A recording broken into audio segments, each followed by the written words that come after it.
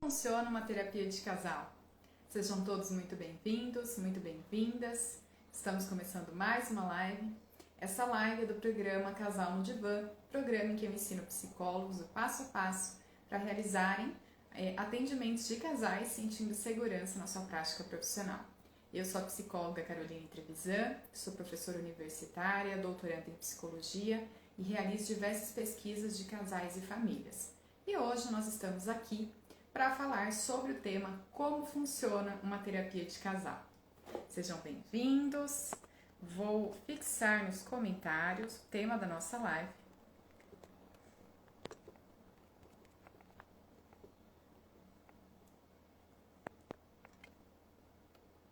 Para que os próximos possam chegar e acessar. E vamos então dar início, conversar um pouquinho sobre esse assunto e sobre o porquê da gente precisar falar de como funciona uma terapia de casal. Eu percebo, que nós temos um ponto cego quando a gente fala em atrair pacientes, especialmente casais, porque cada vez mais no meu contato com pessoas que estão fora do meio da psicologia, eu tenho percebido o quanto que coisas que para nós profissionais parecem coisas óbvias, coisas que todo mundo saberia, o quanto que isso não é óbvio para aquela pessoa que está pensando em procurar um atendimento. Para ela, surgem uma série de dúvidas, questionamentos que pra gente, como já é o nosso cotidiano, a gente já não percebe mais muitas vezes a importância da gente explicar um processo terapêutico, da gente esclarecer como que funciona, como que acontecem as sessões, de que maneira isso é feito, é conduzido. Então, eu percebo que assim, muitas vezes isso é um motivo da baixa procura de casais, por exemplo. Então, se você atende casais e você sente que não tem tantos casais chegando, uma grande questão que pode estar acontecendo é que você não deixa claro e atrativo o que é um processo terapêutico e como que isso funciona. Quando eu falo que tenho observado esses relatos das pessoas que não sabem como que funciona o processo terapêutico, eu percebo que muitas vezes as dúvidas elas são as mais básicas, E eu estava conversando com uma amiga, recentemente, e essa amiga já faz a sua terapia individual e a gente conversando a respeito de terapia de casal. E ela foi me fazendo várias perguntas que eram as mais básicas. Mesmo ela já tendo um tempo de terapia dela individual, mesmo ela já sabendo, sendo uma pessoa que estuda muito, ainda assim, ela trazia as dúvidas mais básicas, as dúvidas mais simples a respeito de como funciona uma terapia de casal. E dava pra ver que tinha ali muitas receios, inseguranças, dúvidas de como que seria um processo como esse. E até a fala que ela me trouxe, eu não me imagino fazendo terapia de casal junto com... E aí falou o nome do parceiro. E esse não imaginar, muitas vezes, está associado com não entender de que forma acontece o processo, não entender como que a gente pode fazer para aproveitar isso, para ser um momento que seja valoroso, que vá construir e agregar na vida do casal. Então, eu vejo que tem uma confusão comum de psicólogos e psicólogas, de associar uma diferença entre baixa procura versus baixa demanda. Baixa procura significa que você pode não estar mostrando e tornando o seu serviço atrativo, você não está explicando como que funciona o processo, você não está deixando claro os benefícios que ele traz, você não está deixando assim acessível para a pessoa compreender aquilo que ela o que ela poderia obter dentro de um processo terapêutico. Então, aqui são coisas muito importantes que se referem a uma baixa procura. Outro ponto é quando você nem se divulga como terapeuta de casal, você não produz nenhum conteúdo, você não fala para as pessoas. Então, se você não demonstra, as pessoas não associam automaticamente que nós fazemos atendimento de casal. Por quê? Porque o mais comum é o atendimento individual. Então, a gente precisa mostrar que a gente realiza esse trabalho para as pessoas começarem a nos associar como terapeuta de casal. E aí, isso já é um ponto. Mas isso se refere ao quê? É uma baixa procura. No entanto, a gente tem um outro ponto, que é o quê? A questão da baixa demanda. e não temos uma baixa demanda. Por que não temos? Porque a gente tem um número de divórcios elevadíssimo todos os anos. Porque qualquer pessoa, mesmo no nosso convívio particular, traz pra gente demandas de relacionamento, dificuldades de se relacionar, como é complicado ou estar solteiro ou mesmo estar dentro de um relacionamento. Nossos pacientes, em algum momento, mesmo que eles venham por outras queixas, em algum momento a questão da relação amorosa, ela é trazida à tona. Nós temos, se a gente for olhar aqui, que a gente tem hoje a internet, um recurso infinito para poder investigar. Nós temos um número gigantesco de pessoas que falam sobre como ter relacionamentos saudáveis, como melhorar a vida do casal, coaches, líderes religiosos, uma série de figuras e que atraem multidões. E isso, assim, né, estou falando e pensando o seguinte, a demanda existe. Pessoas com dificuldade de se relacionar, isso é o mais comum, porque se relacionar é mesmo desafiador. Portanto, a gente não pode confundir, achar que não tem demanda. Demanda tem. A gente precisa saber como a gente faz para que essas pessoas cheguem, para que esses casais eles sintam esse interesse em procurar esse tipo de serviço. E aí a gente vai dizer, né, que isso seria uma das objeções, o que impede a pessoa de procurar o seu serviço, de fazer o atendimento. E aí a gente vai ver algumas delas hoje, as de hoje que eu vou trazer são objeções relacionadas a não saber o processo terapêutico, algo relacionado ao processo terapêutico. E aí faz com que a pessoa acabe se inibindo e não venha. E por que é super importante a gente falar sobre isso, sobre objeções, sobre o que impede o nosso paciente de chegar? Porque se a gente conhece essas objeções, a gente sabe o que fazer, que estratégia que a gente pode usar para lidar com elas. Eu sei o que o meu possível paciente resistente que ainda não chegou, eu sei o que ele falaria e eu falo algo para atenuar aquilo, para que ele consiga sentir que aquele motivo que ele tinha dado para não procurar, ele pode ser transformado e pode se transformar justamente no motivo que faz com que ele tome a decisão de iniciar um processo terapêutico. Então, se a gente não faz isso, se a gente não tem esse estudo pensando na clínica muito como um negócio, pensando na clínica como a gente oferecendo serviços, se a gente não pensar, né, dessa forma objetiva, estratégica, de conhecer um paciente, conhecer o que impede um paciente de chegar e tentar criar estratégias, a gente realmente pode perder pacientes, porque a gente não repensou uma estratégia correta para trazer essas pessoas para o nosso tipo de serviço. Então, isso é muito importante a gente refletir, é muito importante a gente parar para pensar. E aí, eu trago para vocês a importância, a gente precisa entender que um dos aspectos que fazem com que os casais não cheguem nos atendimentos é a falta de conhecimento do processo terapêutico, de como acontece o processo terapêutico. A pessoa não sabe como funciona. Ela fica com uma série de dúvidas, de receios, né? E isso faz com que a pessoa nem tente procurar um atendimento. Vamos pensar no contexto da psicologia como um todo. Como um todo, psicólogos, quando escuto isso, relatos de pessoas e pessoas esclarecidas que ainda muitas vezes falam que psicólogo é coisa de louco, né? Esse é clássico, né? E para quem está dentro da área, a gente sabe que absolutamente não é isso. Mas as pessoas associam com isso. Isso é algo que ainda está vinculado com a nossa profissão. Então, mesmo para fazer uma terapia individual, existe toda uma resistência, um conjunto de crenças que às vezes impede a pessoa de chegar. E aí, quando a gente está falando do casal, a terapia de casal, se a terapia individual já é uma terapia em que as pessoas elas não têm uma clareza muitas vezes do que acontece ali, o que acontece numa terapia de casal? A terapia de casal é muito menos falada, muito menos abordada, é menos exposta. E as pessoas não sabem, então, fica muito mais difícil de entender como que funciona o processo terapêutico. Porque isso não é visto, isso não é falado, isso não é abordado e as pessoas não têm uma clareza sobre como funcionaria o processo. Então, a gente precisa ter esta dimensão. Quando nossos pacientes, possíveis pacientes, eles não têm uma clareza do funcionamento, de como acontece um processo terapêutico, isso pode fazer com que eles não procurem um atendimento. porque as crenças que ele tem sobre como ele acha que seria o processo, muitas vezes são crenças que são distorcidas ou crenças que remetem a ele uma ideia de que vai ser uma sensação ruim, difícil, desconfortável e, portanto, não vou procurar, não me imagino nesse contexto, não me imagino nessa situação.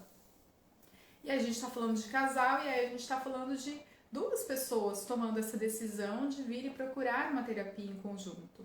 Então a gente precisa deixar isso muito claro. As duas pessoas precisam saber o que está acontecendo, o que eles estão vindo procurar e o que nós podemos fazer para contribuir naquilo que eles trouxerem como uma demanda, como uma queixa central e as demais também que forem surgindo ao longo do caminho.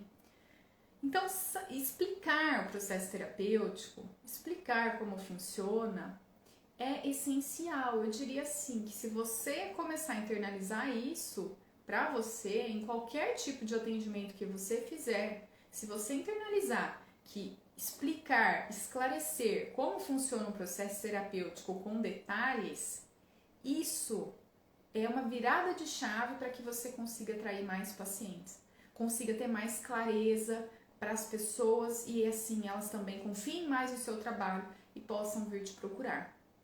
Então aqui a gente tem um ponto que eu acho que é central, por isso que eu trouxe o tema dessa live, né? Essa live foi derivada então de uma conversa com uma amiga que traz, por mais esclarecida que ela seja, traz que ela não sabe. E isso dificulta ela se imaginar dentro de um processo de terapia de casal. Então, as pessoas não sabem. Vão parar, gente, parar de ser psicólogo que acha que o que a gente sabe é óbvio. Não é. Não é óbvio. O que é óbvio para nós, muitas vezes, não é óbvio para o outro. Por isso que o óbvio, a gente diz que o óbvio precisa ser dito.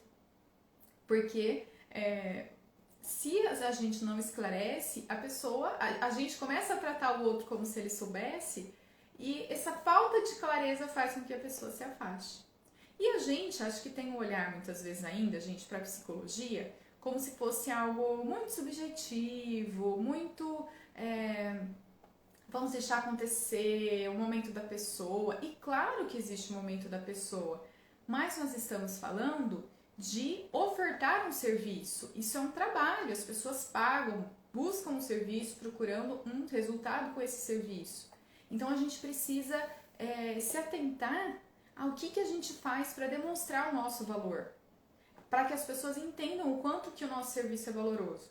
Eu vou só fazer um parênteses, né? Vou falar para vocês o processo terapêutico, explicar como funciona, mas eu quero pensar, né, com vocês aqui em conjunto, que muitas vezes a gente, infelizmente, né, não deixa essas informações explícitas, não deixa as informações claras, a gente ainda olha com uma visão romantizada para a psicologia, achando que nós não é um trabalho, né, que é sempre uma ajuda no sentido de que eu sempre tenho que estar disponível, e a gente não aprende isso na faculdade, né, que a gente tem que enxergar que é um negócio, a clínica como um negócio, que é de fato, né, a gente precisa entender as estratégias para que eu possa atrair mais pessoas. Bom, vamos então pensar, né, se um dos grandes fatores que impedem os casais de procurarem a terapia de casal é a falta do conhecimento do processo terapêutico, o que a gente precisa então, uma das primeiras coisas, é fazer uma explicação do processo terapêutico. É ser claro sobre como o processo terapêutico ele funciona e o processo nos seus mínimos detalhes. Isso para a pessoa entender, para ficar esclarecido, para ela saber aquilo que ela está vindo buscar. Então, vamos pensar, né, algumas informações mais comuns de que nós temos uma terapia que é semanal e aqui isso varia muito de profissional para profissional. Tem profissionais que preferem fazer sessões quinzenais e fazer um tempo maior de sessão.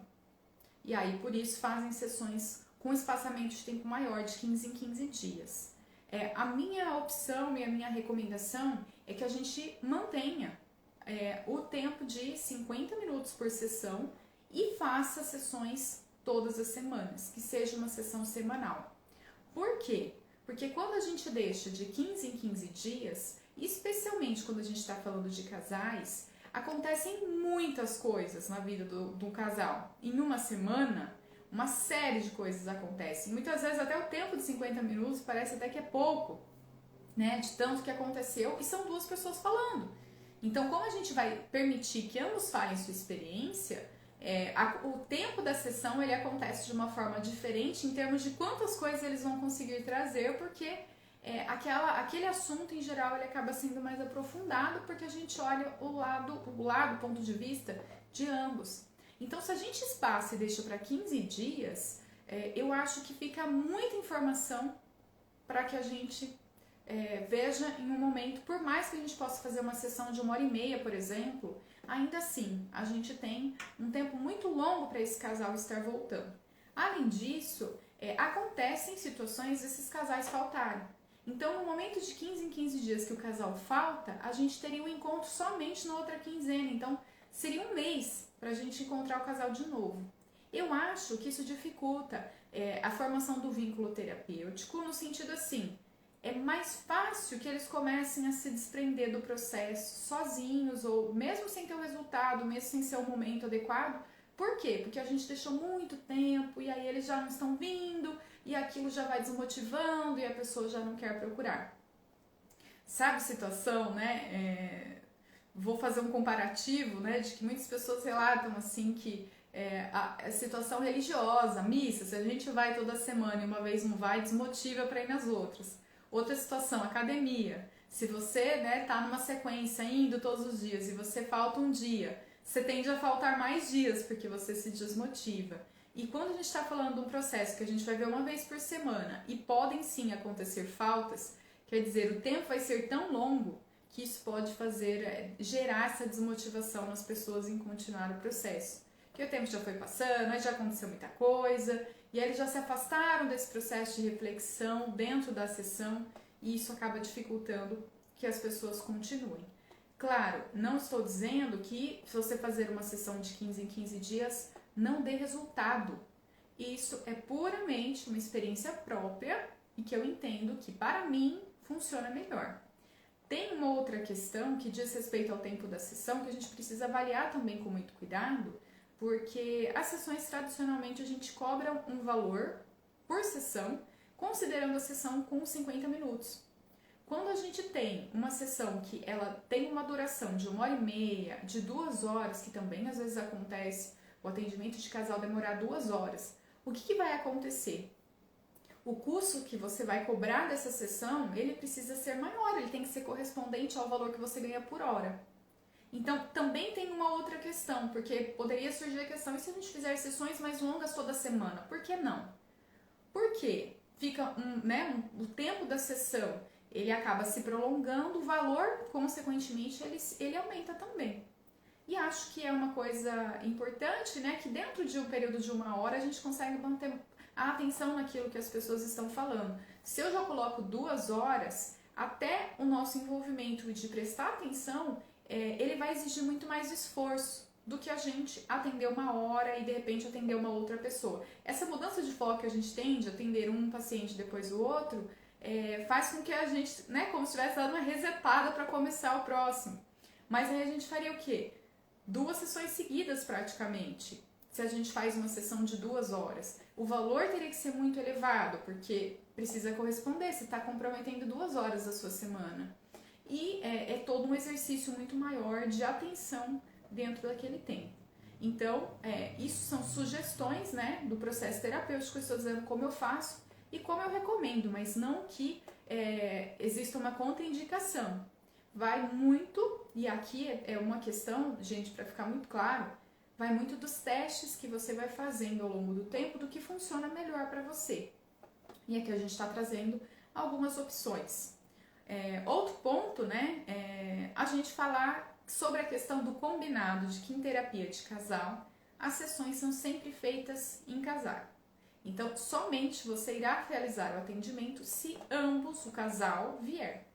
Isso aqui é um ponto que também gera muita discussão polêmica, gera assim, discordâncias em várias áreas, porque dependendo dos autores, eles vão recomendar que a gente faça algumas sessões separadas, ou que não teria problema se a gente fizesse uma sessão separada.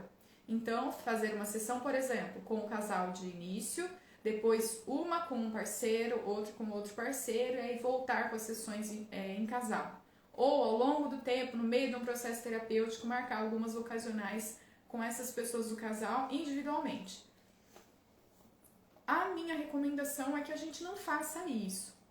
E todo o embasamento que eu trago é baseado, né, em pessoas muito referenciadas na área, e eu falo com referencial psicanalítico, e as referências que eu tenho é de que, assim, a gente corre um risco quando a gente deixa fazer com que os atendimentos eles aconteçam individualmente. Porque a pessoa pode te contar certas coisas do relacionamento que ela não vai contar com o outro parceiro. E ser um segredo, algo muito sério que precisa ser trabalhado. E como essa pessoa te relatou num atendimento individual, você não pode retomar isso por respeito à associação livre, respeito ao sigilo da pessoa que falou naquela sessão individualmente com você. Você não pode retomar isso com o casal. Então, o que pode acontecer? Chegar momentos em que algo ali, né, precisa ser... é como se tivesse um ponto obscuro na relação. Mas se você já sabe qual é o ponto obscuro e sabe que o outro não vai falar, né, o outro já deixa bem claro, estou contando para você, isso é um segredo, e você não sabe em que momento isso pode vir à tona, nem se vai vir à tona, o que pode acontecer é uma sensação de desconforto absurdo do terapeuta. Então a gente se sente mal, desconfortável atendendo, porque a gente sabe de algo, aquela coisa é importante, mas a gente não pode falar porque a outra pessoa teve ali o pedido de sigilo e de segredo. Carol, a gente não pode romper com isso? Você pode romper, mas o que isso vai causar de repercussão? Que aí é um ponto, né? Qual é a repercussão? Você rompeu com o seu sigilo e você está afetando um relacionamento. E a pessoa tem o direito de ter segredos, por mais que a gente entenda que os segredos, muitas vezes, eles estão promovendo assim, um ponto cego para esse casal. Mas a gente não pode forçar o nosso tempo. E sim, tem que ser o processo do casal. Outro motivo para a gente sempre fazer a terapia de casal com o casal é porque o próprio nome já diz, é terapia de casal. O paciente é o casal, é a dupla. O nosso paciente não é um indivíduo mais outro indivíduo. O paciente é a dupla. A proposta é a gente olhar eles em interação, eles em conjunto, como eles se relacionam, porque é um casal. Se a gente faz as terapias individuais, a gente não verifica esse funcionamento. E quando a gente está na terapia de casal, o que acontece é que a gente vai vendo a reação de um e de outro, e quando um vem e relata uma situação que ele viveu, o outro vai relatar como foi o ponto de vista dele. E nós vamos ter um papel de mediação para que eles consigam enxergar um pouco do ponto de vista do outro e pensar em como a gente pode fazer para conciliar as divergências. Então, para o casal é positivo ouvir a partir da perspectiva do outro, porque assim ele consegue ter uma dimensão mais ampla de como o outro pensa, sente e age do que só o seu referencial próprio, que é o que a gente costuma utilizar na nossa vida. A gente tenta muitas vezes entender o outro, né? Mas a gente usa o nosso referencial das nossas vivências. E no relacionamento as ideias podem ser muito diversas, né? Os motivos podem ser muito diversos e não estarem claros. Mas dentro da terapia, a gente procura esclarecer o porquê cada um agiu de uma determinada forma. E isso clareia muito para ambos. Então, se eu rompo isso e eu faço individual, eu fico com questões que eles me trouxeram no individual que eu não vou poder falar no casal, vou ter que sempre me policiar. Eu corro risco de saber algo que seja um segredo, uma coisa muito séria, e ter que pactuar que então não vamos falar nada, né? E aceitar. Mas você está sabendo da informação, é como se você estivesse também escondendo junto uma informação da outra pessoa que não participou.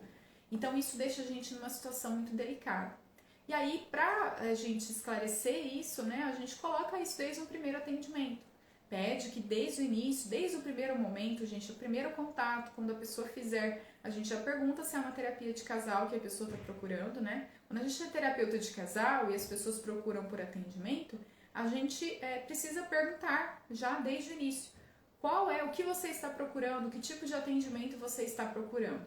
A gente pergunta isso para que a pessoa ela possa direcionar, é um atendimento individual, um atendimento de casal. E se for de casal, o que a gente precisa? Já deixar avisado, ambos precisam vir. E a gente explica no primeiro atendimento, olha, é importante, porque vocês são os dois que estão aqui com o foco de trabalho nos dois. É importante para vocês ouvirem como cada um fala.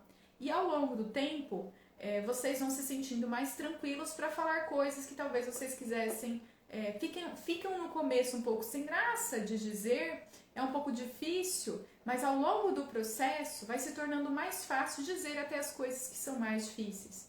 Então a gente precisa esclarecer isso para o casal, para que eles entendam que é benéfico, né? Que é algo que é positivo.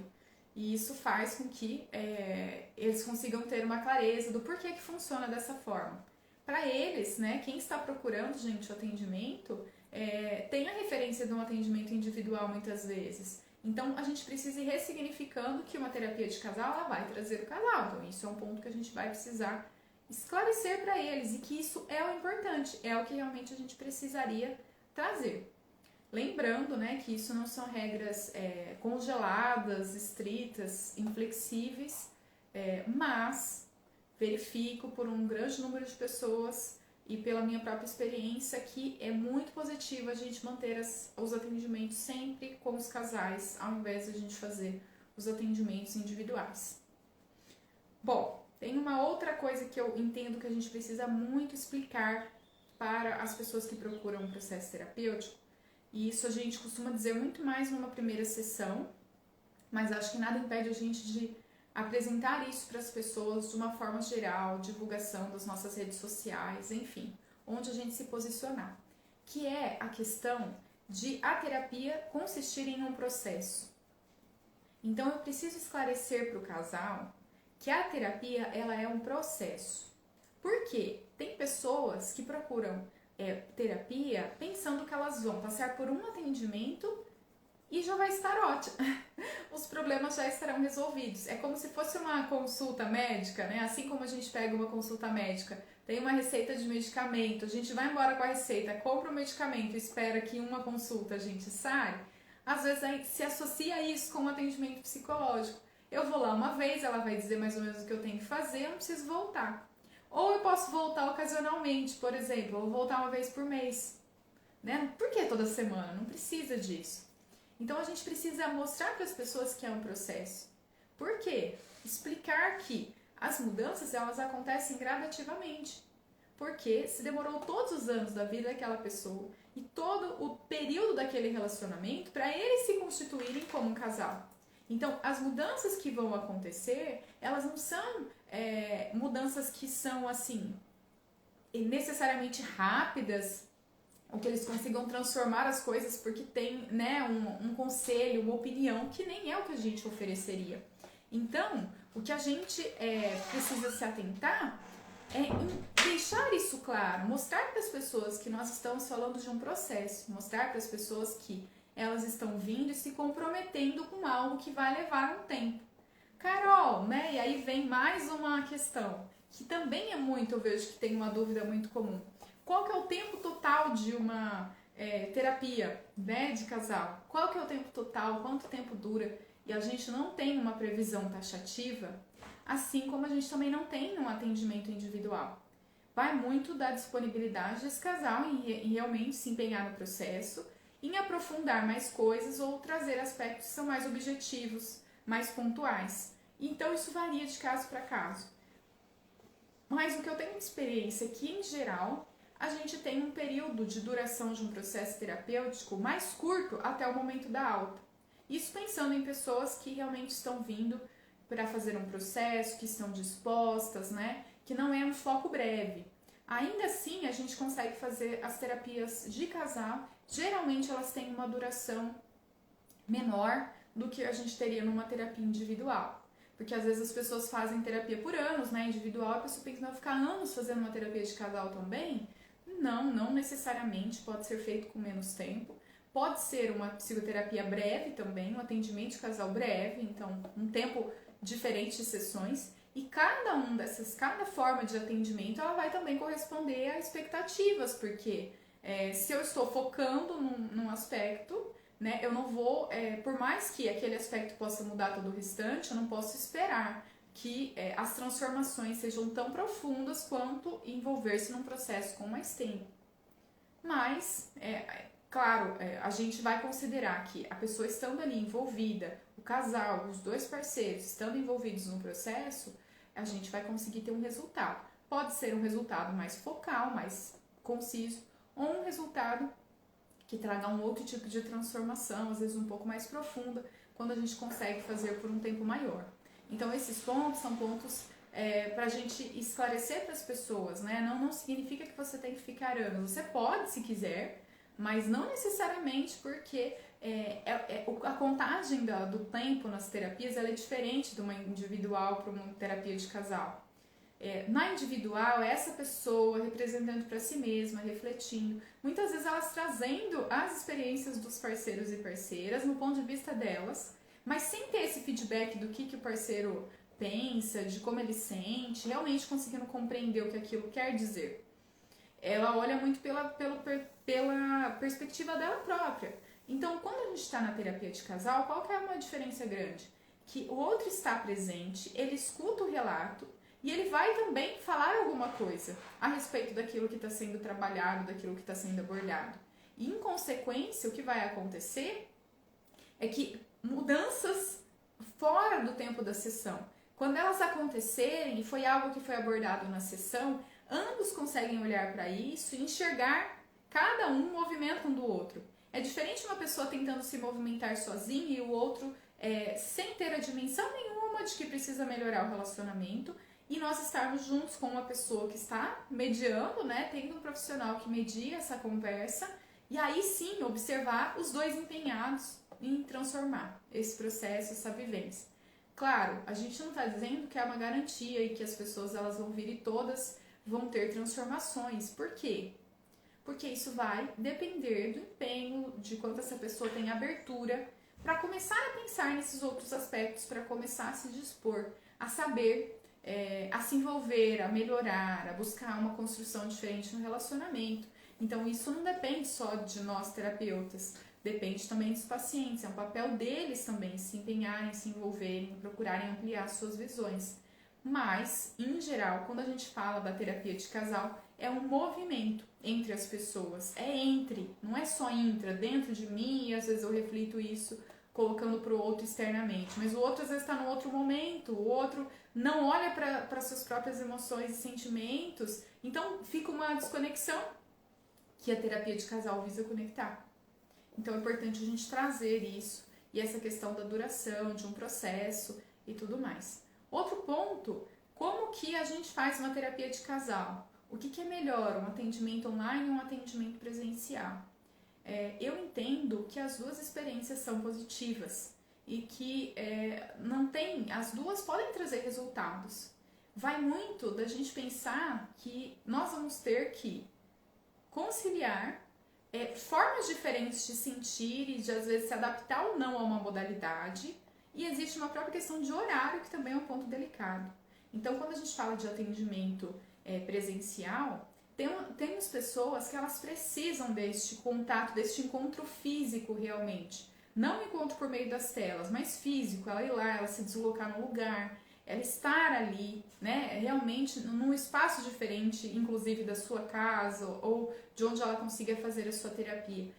Para algumas pessoas isso é fundamental. Para essas, ficar fazendo videochamadas é muito ruim.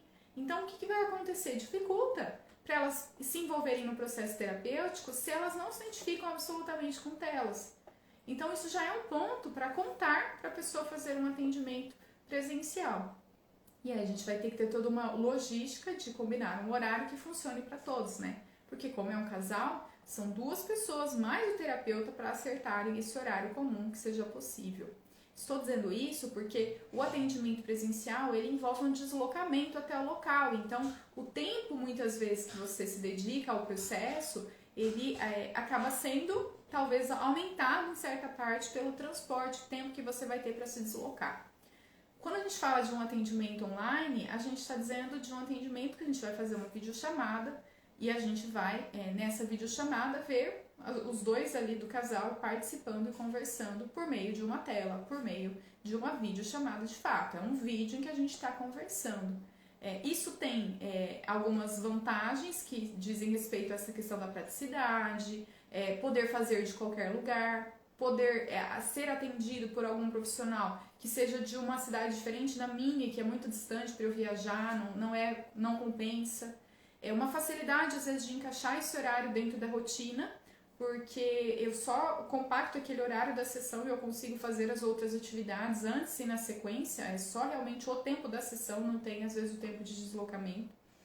Isso considerando que a pessoa já aproveite, né, o espaço em que ela está e não que ela tenha que ir para o outro lugar para daí sim poder fazer a chamada. Mas aqui a gente não tem a preservação do sigilo garantida por nós terapeutas, então a gente vai ter que orientar os pacientes para que eles estejam em lugares que sejam sigilosos, que eles não possam ser ouvidos, que eles se sintam confortáveis em falar. Sempre existe um risco, né, estando numa situação online, de algo acontecer, uma invasão, algo do tipo, e a gente não tem como impedir que isso aconteça. E tem a desvantagem para algumas pessoas que elas sentem falta desse contato, realmente um contato mais físico, mais concreto, que a tela às vezes se torna muito subjetivo. Nós temos que olhar o quê? Né? E aí o casal tem que olhar o quê quando ele for decidir? O que para ele entende que vai funcionar melhor? Se é um encontro presencial, que vai demandar esse envolvimento de estar lá presencialmente, mas possibilita esse contato fisicamente próximo, de um olhar, né? Realmente um olhar olho a olho, né? Quando a gente fala aqui nos atendimentos online, a gente está falando do quê, né? A gente está falando de um olhar que a gente olha para uma tela e o paciente olha para a tela, porque quando a gente olha para a câmera, como eu estou fazendo, eu não estou olhando para a tela, eu não estou vendo a imagem do paciente, eu estou olhando simplesmente para a câmera. Então, para algumas pessoas isso é algo que incomoda. Outras, tranquilo, né? Acho ótimo, cada um faz, às vezes o casal até faz de lugares diferentes, eles não estão juntos no momento da sessão. Cada um trabalha, enfim, tem sua rotina, mas eles reservam aquele horário ao mesmo tempo para estarem fazendo o atendimento. E eles entram separados na chamada, né? Mas os dois estão presentes. Então, a gente precisa esclarecer isso para as pessoas. E quando os casais eles vêm, né, e eles estão com uma câmera só, a gente precisa também orientar que ambos precisam estar presentes na câmera, a gente precisa conseguir visualizar os dois. Isso é muito importante, até para a gente ver a reação que um tem diante da fala do outro. E para a gente compartilhar esse espaço, porque lembrando que quando a gente fala de terapia de casal, o paciente é o casal, não é nenhum nem outro, mas é o casal. Bom, outros aspectos que eu vejo que fazem parte, é que eu expliquei para vocês que o processo terapêutico ele é importante. Então a gente precisa, para atrair mais pacientes, esclarecer para eles como funciona o processo terapêutico, quantas sessões que eu faço, a periodicidade das sessões, se vai ser semanal, a duração do tempo de sessão, explicar que é um processo, explicar que é sempre feito em casal, então os atendimentos eles vão acontecer com os dois ao mesmo tempo. Explicar que ao longo do tempo eu também posso ir reduzindo o número de sessões para 15 em 15 dias, quando eles já tiverem obtido bastante resultado com aquilo que a gente trabalhou ao longo do tempo, então também esclarecer isso. Esclarecer sobre atendimento online, presencial, as diferenças, isso tudo é muito importante. E isso faz com que os pacientes também tenham uma clareza que atrai eles para procurar o processo. Mas eu vejo que além dessas informações mais básicas, existem outros medos e inseguranças que impedem um casal de procurar um atendimento, uma terapia de casal. E elas se referem a algumas situações assim, como por exemplo, existe entre um dos parceiros o receio de que a gente vá brigar na frente do terapeuta. E como que seria isso? Seria muito desconfortável, então eu não vou fazer terapia de casal, porque certeza que a gente ia brigar o tempo todo. Então essas falas às vezes a gente escuta, né? Imagina que a gente só ia brigar. E essa é a fantasia das pessoas, os receios delas, que dizem respeito assim, ó, a gente já não está se entendendo. Né? Vai ser constrangedor estar diante de uma outra pessoa que ainda vai observar, vai estar ali como testemunha, enxergando tudo que nós estamos fazendo. E como a gente não consegue se entender. E aí, isso é um ponto para a gente trabalhar com os pacientes, né? E ressignificar com possíveis pacientes, casais que nos procurem, de que, primeiro, é o nosso papel enquanto profissional que nós vamos estar mediando esse tipo de situação. A mediação vai ser justamente a gente ouvir ambas as partes e procurar trazer uma conciliação, amenizando uma situação que leve a um desentendimento maior. Então a gente vai estar conversando, ouvindo um, ouvindo o outro e chamando esse casal em conjunto para enxergar a situação de uma nova forma. Então, a conversa, mesmo quando for de assuntos desconfortáveis, ela não vai ser a mesma do que quando eles estão sozinhos, só os dois, e eles brigam. Por quê? Porque tem uma outra pessoa, que é o terapeuta, que está ali observando o que está acontecendo e intervindo para que aquela situação ela seja transformada. E isso o casal não consegue sozinho, né? Por mais que eles se dediquem, estudem, tentem saber formas diferentes de se relacionar, mas eles não conseguem resolver sozinhos. É realmente uma presença externa de um outro que está olhando de fora, sem o envolvimento emocional que esse casal apresenta, e por isso fica muito mais difícil deles conseguirem enxergar os aspectos que precisam ser alterados, modificados.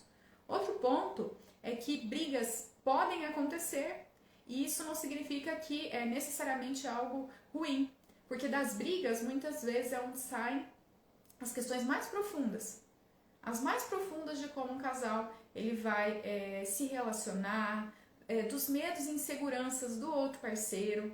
Então, às vezes é aquele momento em que a pessoa tem o momento da briga que ela realmente vai conseguir expor tudo aquilo que ela está sentindo e que até então, às vezes, ela não tinha conseguido fazer.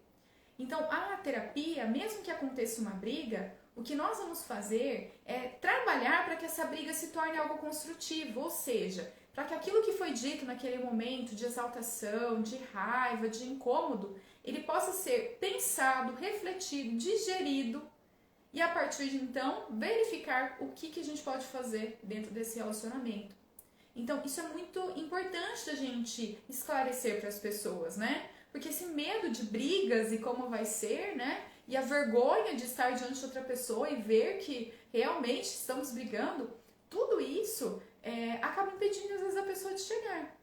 E a gente precisa esclarecer também, né, que a gente tem uma visão muito idealizada de relacionamentos. Isso é uma questão cultural, de que relacionamentos bons é aquele que não tem brigas nunca. Porém, a vida real é de que relações são difíceis e são uma construção. A gente chama de trabalho do vínculo. A gente está sempre trabalhando para preservar, para manter, para transformar aquele vínculo, para ele não ser rompido. Isso, trabalho, exige dedicação, exige abrir mão de algumas coisas, exige estar disponível, comprometido. Então, sim, né, as brigas elas acontecem e nós precisamos olhar para isso e é uma vida real. Lá com o terapeuta, ao invés de só, às vezes, né, cada um ir para um canto e não ter nenhuma discussão, nenhuma conversa, na terapia a gente pode auxiliá-los a olhar para isso de uma maneira diferente. Então a gente precisa desconstruir isso também, né? Essa ideia da briga como sendo sempre algo muito ruim. E claro, né, não estou falando de uma situação de uma briga física, né? Isso nitidamente é algo que interromperia, inclusive, nossos atendimentos. A gente não poderia dar continuidade se acontecesse uma agressão física. Mas estou falando das brigas, o que eu me escuto muito é na briga mesmo, o bate-boca, cada um elevar o seu tom de voz e não ouvir o que o outro está falando e querer falar. E ser ouvido e ao mesmo tempo não conseguir fazer isso com o outro, dar esse espaço para o outro. Então a gente precisa esclarecer isso. Outro ponto que eu vejo que também é um medo, uma insegurança que faz às vezes com que o casal não procure um atendimento, é o receio de não ser acolhido. Como nós estamos falando que são duas pessoas, é o casal, pode gerar uma fantasia em algum deles, que em algum momento o terapeuta ele vai ser muito incisivo, ele vai dizer que ele precisa mudar e sem ter este tato, essa sensibilidade que a gente já associa num atendimento individual. Porque no atendimento individual a gente faz muito acolhimento, muita escuta, a gente valida os sentimentos da pessoa, que é a validação empática. E tem pessoas que elas já passam pelo atendimento individual ou não chegam a passar, mas elas têm um pouco esse registro de que o psicólogo faz isso, que ele não vai ser um juiz. E a sensação que eles têm é de o quê? Mais uma terapia de casal, como está os dois, ele vai falar que um está certo e o outro está errado. Então, pode ser que eu não me sinta tão acolhida assim, vai ser um mal-estar muito grande estar ali, eu vou ser julgada. Porque o outro vai estar, né? Eu falo uma coisa, mas o outro vem e né, fala uma coisa nova, algo que eu fiz e que eu não tinha me atentado. Então, o terapeuta, ele não vai ser neutro, ele vai tomar partido, ele não vai ser imparcial, eu não vou me sentir acolhida no processo. E não funciona assim. Sim, gente, a gente vai ao longo do tempo propondo mudanças, transformações para os casais. Só que o grande ponto é que não é uma imposição e não é um julgamento. Muitas vezes o que a gente faz é jogar questões se eles não podem fazer diferente. Por que não? Para que eles pensem. Não necessariamente a gente dá uma resposta pronta. Por quê? Porque nós não somos os absolutos conhecedores da verdade, de uma certeza absoluta. Nós não temos isso. Cada casal tem o seu próprio caminho, a sua própria construção. E o acolhimento ele é feito com ambos. Inclusive, a gente precisa deixar isso muito claro para os possíveis pacientes, que assim, ambos vão ser ouvidos e os sentimentos de ambos vão ser considerados. É o casal, não é uma pessoa só. Eu não vou desconsiderar ou julgar uma pessoa porque eu estou ouvindo o relato de uma outra sobre ela. O que a gente vai fazer é refletir sobre como cada um percebeu a situação. Mas nós não vamos estar ali para julgar, dizer quem está certo, quem está errado. É mais no sentido da gente ampliar e pensar que em alguns momentos algum deles vai ser mais flexível em um ponto, o outro também vai ter que flexibilizar. Mas não é um sentido de imposição, de desconsiderar os sentimentos, muito pelo contrário. O que a gente está dizendo é que isso pode ser mais leve. Às vezes eu sinto assim que nos relacionamentos, né, se as pessoas entendem que dizem que fazer determinada coisa é muito bom. Nossa, tem que fazer isso, que trabalho que dá. E a terapia é para trazer o seguinte, que o relacionamento ele pode ser mais leve. A proposta é essa, que seja uma relação mais leve, que não seja uma relação pesada, que traga aquele mal-estar. Então a proposta é essa, trazer uma leveza. E a leveza vai ser a gente se flexibilizar, cada um pouco, porque ambos precisam, em geral, fazer uma transformação. A gente também não vai entender que só tem uma pessoa perfeita, que ninguém é perfeito, todo mundo pode melhorar. E a gente vai revendo coisas que a gente pode ir mudando, propondo isso para os casais. Por quê? Porque aquele peso de ter que ser de uma determinada forma, de agir de uma determinada maneira, ele vai se suavizando e aquele relacionamento passa a se tornar algo muito mais leve. Outra coisa que eu vejo que também é um medo, uma insegurança, é a questão da possibilidade de separação. Então, muitos casais eles não procuram atendimento de casais porque eles ficam com medo que vai que a gente começa a olhar demais e a gente decide se separar. Então, não estou pronta. Vai que a gente decide se separar. E a gente vê que não tem mais jeito. Aquela situação de olhar para a terapia de casal como a última oportunidade, como um bote salva-vidas, e que se esse não funcionar, a gente já naufragou. Então vamos continuar aqui se afogando? Vamos continuar se afogando, que pelo menos, né, ainda existe essa chance. Se chegar no extremo que a gente perceber que não dá mesmo. Mas do contrário, vai que eu subo no bote e vejo que não adianta nada, e que o relacionamento é uma furada, não tem mais como ficar juntos.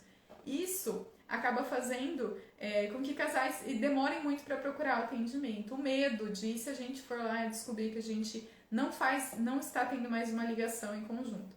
Esse medo, em geral, já mostra que existe algum tipo de desconexão. E desconexão, eu não estou dizendo aqui, né, que realmente o casal efetivamente tem que se separar e que efetivamente tem que ter um divórcio. Não é isso. O que eu estou querendo dizer é que o que soa, né, de alguma maneira, existe algo que não está em sintonia.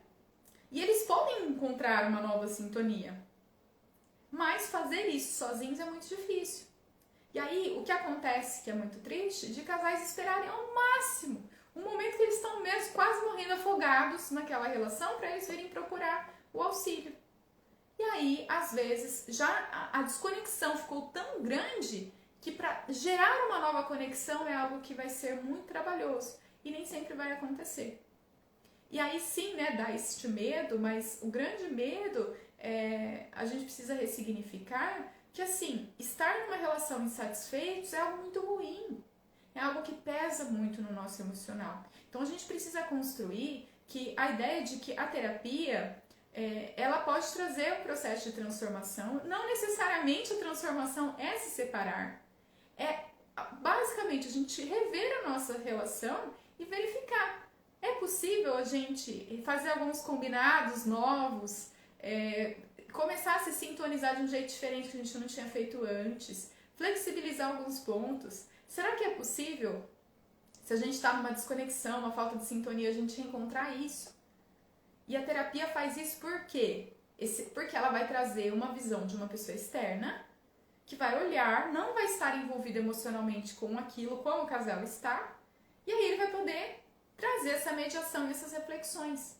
Gente, é muito triste você ficar anos, né, num relacionamento que também não é algo positivo para nós. E aí é importante que a gente mostre para o casal que a ideia é que a gente construa um caminho do que é melhor para eles. Nós não sabemos o que é o melhor. E a gente tem medo da mudança. Mas num processo de terapia, inclusive isso a gente vai trabalhar. Como lidar com as mudanças, como as mudanças podem ser mais tranquilas. E mudanças, veja, não estou falando só mudanças no sentido de se separar, se divorciar, não. Estou falando mudanças no sentido de descobrir um jeito novo de ser, de estar naquele relacionamento, de se relacionar com esse outro. Então a gente precisa mostrar isso para os casais, para tirar esse medo deles de que eu não vou procurar uma terapia porque vai significar que a gente vai se separar. Vai que a gente descobre que a gente se separa. Não necessariamente. Mas sim, você precisa estar aberto. Se a sua relação está com dificuldades, está uma relação pesada, é um ótimo recurso, é um serviço que vai atender, que vai trazer esse espaço de reflexão do que a gente pode fazer para transformar e para trazer realmente uma melhoria, uma leveza para o relacionamento. Se for o caso, e a separação for algo que é melhor para os dois, que essa separação possa ser mais tranquila. A terapia serve inclusive para isso, uma terapia de casal. Para mostrar que a gente pode pensar em como se separar de uma forma que seja mais leve. Se é um casal com filhos, que respeite, continue preservando o papel de cada um, o papel parental na relação com os filhos, apesar da separação conjugal. Então a terapia ela não vem para separar, ela vem trabalhar, né? E às vezes as pessoas já esperam estar separadas para procurar a terapia. E aí ela deixou para o ponto muito extremo e a gente não tem também uma certeza. A gente está ali para o quê? Fazer uma terapia e oferecer o melhor para que eles possam fazer as escolhas deles. E aí eles vão refletir se a escolha melhor é continuar juntos ou realmente se separar. Acho que aí tem um outro ponto só para a gente ir pensando e fechando, que é a questão da divulgação. Quando a gente fala no processo de terapia de casal, a gente não fala para as pessoas como funciona. A gente não explica para as pessoas como que é todo esse processo. Tudo isso que eu expliquei, né? Que a gente vai explicar quantas vezes acontece, quantas vezes por semana, duração da sessão, se o casal vem junto ou separado, as pessoas não sabem isso. E aí o que acontece? Se a gente não faz uma divulgação, as pessoas ficam, elas nem sabem que aquele serviço pode auxiliá-las. Então a gente precisa ter um cuidado de fazer uma divulgação que traga isso, que mostre como funciona o processo terapêutico, que mostre o seu trabalho, que mostre os possíveis benefícios que você pode oferecer para aquele relacionamento, por meio daquele serviço que você vai oferecer. E aqui, benefícios, eu já sei que soa pra gente um medo muito grande, que é o seguinte, né? O receio que a gente tem de prometer resultados. Gente, possíveis benefícios não é uma certeza. A gente não tem como garantir uma certeza. Por quê? Porque é uma mudança emocional e que vai depender do tempo desse casal, não só do nosso. Mas eu trazer que estar em uma terapia pode trazer benefícios, isso é algo que a gente precisa mostrar, senão a pessoa não vai pagar, ela não vai investir, se ela entender que o serviço não ajuda de alguma forma. Então a gente precisa começar a divulgar mais. Redes sociais, rádio, televisão, palestras, conversas com amigos, conhecidos, a gente precisa divulgar isso, explicar como funciona quando as pessoas tiverem dúvidas. Ao invés da gente achar que aquilo é tão óbvio e a pessoa não sabe, a gente vai pensar, que bom que ela falou pra mim, porque assim eu posso esclarecer e assim ela pode repensar e talvez até procurar para fazer uma terapia ou procurar, né, se não nós, se for uma pessoa do nosso convívio pessoal, que ela possa procurar um outro profissional e a relação dela pode se transformar em relação amorosa. Isso é ótimo, mesmo que não seja conosco. Então a gente divulgar, explicar isso para as pessoas, o beabá, o passo a passo de como funciona o processo terapêutico de casal, ele é fundamental, traz clareza para esse possível paciente casal, traz muito mais clareza e estimula, desperta o interesse de que, poxa, posso então fazer isso, pode ser algo que vai agregar para o meu relacionamento. A gente precisa trazer isso nos nossos conteúdos, nas nossas divulgações. Uma clareza de que o processo terapêutico é o que tem grande chance de ajudar ela a transformar o seu relacionamento. Bom, gente, queria agradecer a participação de todos e todas. Espero que vocês tenham compreendido e virem essa chave do quanto um processo terapêutico, conhecer um processo terapêutico, deixar isso claro para os nossos pacientes. Isso estimula as pessoas a diminuírem suas resistências, suas objeções e a procurarem um processo terapêutico. E com isso, né, nós podemos executar o nosso trabalho e podemos transformar, em conjunto com esses casais, todos esses relacionamentos, né, repensar essas parcerias que eles constroem entre eles. Agradeço muito a participação, fiquem bem e até a próxima!